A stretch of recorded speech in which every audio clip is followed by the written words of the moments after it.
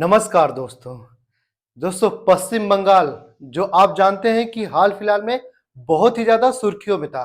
क्यों? क्योंकि हाल फिलहाल में वहाँ पे चुनाव संपन्न ही हुए हैं। लेकिन पश्चिम बंगाल में पिछले 25 दिनों में वो चीज़ें हुई हैं जो ना कभी 15 सालों में और उससे पहले ना कभी 65 सालों में हुई थी। मैं ऐसा क्यों बोल रहा हूँ? क्योंकि दोस्तों आप सभी को पता है कि जो बांग्लादेश है ना, बांग्लादेश का बॉर्डर जो इंडिया से लगता है वो बॉर्डर एकदम खुला-खुला रहता है और खुला रहने का मतलब होता है कि इस पार के उस पार के आदमी इधर आ सकते हैं और इधर के आदमी उधर जा सकते हैं। बॉर्डर पे बीएसएफ रहती है लेकिन हर 2 किलोमीटर पे रहती है और इतनी ज़्यादा निगरानी करना इम्पॉसिबल हो जाता है। तो इसका नतीजा ये हुआ कि 15 सालों में टीएमसी ने लगभग करोड़ों बांग्लादेशी को कहाँ घुसा दिया था? इंडिया में घुसा दिया था।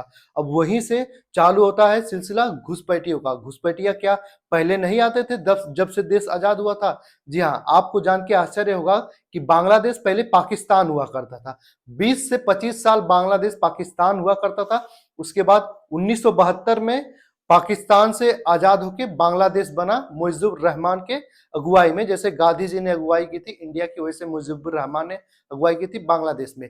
तब से लेके आज तक लगातार लगातार जो बांग्लादेश के लोग हैं इंडिया में आते हैं, ना तो कोई वीजा की परमिशन होती है, ना तो किसी भी डॉक्यूमेंट की परमिशन होती है।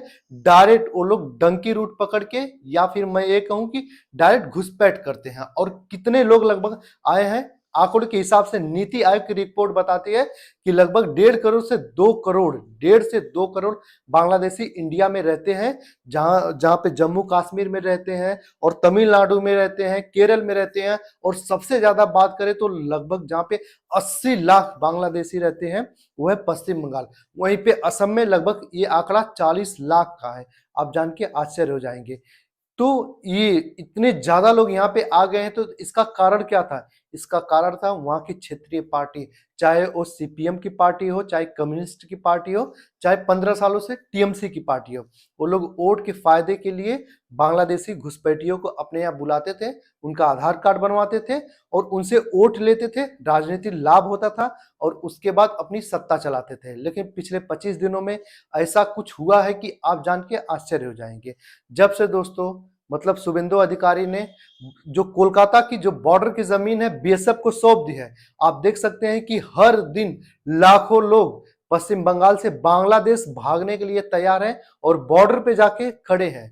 और लेकिन क्या उन्हें ऐसे ही भागने दिया जा सकता है? जी नहीं, उन्हें ऐसे नहीं भागने दिया जा सकता।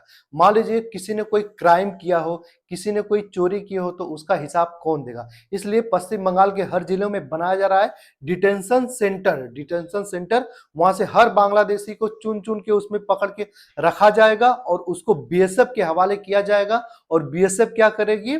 दूसरे अथॉरिटी से यानी बांग्लादेश अथॉरिटी से बात करके उन्हें डिपोर्ट कर देगी बांग्लादेश में। ऐसा काम बहुत ही तेजी से 10 दिनों में चालू हो चुका है और लगभग 8 लाख लोग अब तक बांग्लादेश बॉर्डर पे पहुंच चुके हैं। जो लोग बोलते थे कि यार कोई बांग्लादेशी नहीं है, एक भी मुसलमान बांग्लादेशी नहीं है, तो जो लोग यहाँ पे अपनी गाड़ियां पकड़ पकड़ के बांग्लादेश पे बॉर्डर जा रहे हैं, वहां से भाग रहे हैं, तो वो लोग कौन हो? क्या वो हिंदुस्तानी है? कोई हिंदुस्तानी होगा लाखों लोग जो बांग्लादेश जाना चाहता हो? ऐसा कोई नहीं होगा। दोस्तों आप तो जानते ही हैं कि अगर जो आपको किसी कंट्री में जाना होगा तो सबसे पहले उसका वीजा लगेगा, उसके बाद आपके पास पासपोर्ट होना चाहिए। लेकिन इन बांग्लादेशियों या फिर रोहिंग्याओं के पास कुछ भी नहीं रहेगा, फिर भी इंडिया में वो रहना चाहते हैं। तो इसी कारण से टीएमसी यहाँ पे फली फूली। लेकिन अब चीजें बहुत कुछ बदल चुकी हैं। आप देख सकते हैं कि इस समय मीडिया पे बस एक ही न्यूज है, बांग्लादेश बॉर्डर, बांग्लादेश बॉर्डर। क्यों? क्योंकि दोस्तों आप देख सकते हैं कि अमित शाह ने भी बांग्लादेश बॉर्डर पे जाके वहां पे बीएसएफ के जवानों का हौसला बहुत ही ज्यादा अफजाई किया है और वहां पे बोल रहा बनने जा रहा है स्मार्ट बॉर्डर। स्मार्ट बॉर्डर उसे बोलते हैं जहां पे फेंसिंग के साथ साथ एआई ट्रैकिंग कैमरा हो सकता है और उसके बाद जो फेंसिंग है उसमें करंट जो उपलब्ध होता है, ना तो उसे कोई काट सकता है, ना तो उसे काट के कोई डंकी मार सकता है। और हाँ, 27 किलोमीटर बाद एरिया की बात करें जहां से दलदली एरिया है, जहां से नदी गुजरती है, जहां से बहुत सारे पॉन्ड है, वहां पे फेंसिंग करना इतना ज्यादा बहुत ही कठिन है। किसी नदी में फेंसिंग नहीं हो सकती। तो वहां पे सरकार ने क्या किया है, वहां पे जो अजगर और जो मतलब क्रोकोडाइल जिसको मगरमच्छ बोलते हैं वहां पे छोड़ देगी, ताकि वहां से भी कोई डंकी रूट अपनाए तो वो उसी पानी में उसका काम तमाम हो जाए। अब देखिए इतने दिनों के बाद आखिर बांग्लादेश बॉर्डर को फेंसिंग करने की जरूरत क्यों पड़ी? इससे तो भारत में खतरा था ही, साथ साथ बांग्लादेश अब दूसरी राह पे निकला है। बांग्लादेश निकल लिया है पाकिस्तान की राह पे। आप देख सकते हैं कि आए दिन इंडिया के खिलाफ बांग्लादेश में हिंसाएं होती रहती है, और अल्पसंख्यक लोगों को, चाहे सिख हो, ईसाई हो, बौद्ध हो, पारसी हो, हिंदू हो, सबको वहां पे मारा जाता है, और महिलाओं का रेप किया जाता है, और वीडियो बना के जिंदा जला दिया जाता है। ऐसा बांग्लादेश में इस समय चल रहा है। तो इसी सब चीजों को देखते हुए, वही चीजें इंडिया में ना आ जाए, तो इसी सबको रोकते हुए बीएसएफ ने और सरकार ने बहुत ही बड़ा फैसला लिया है।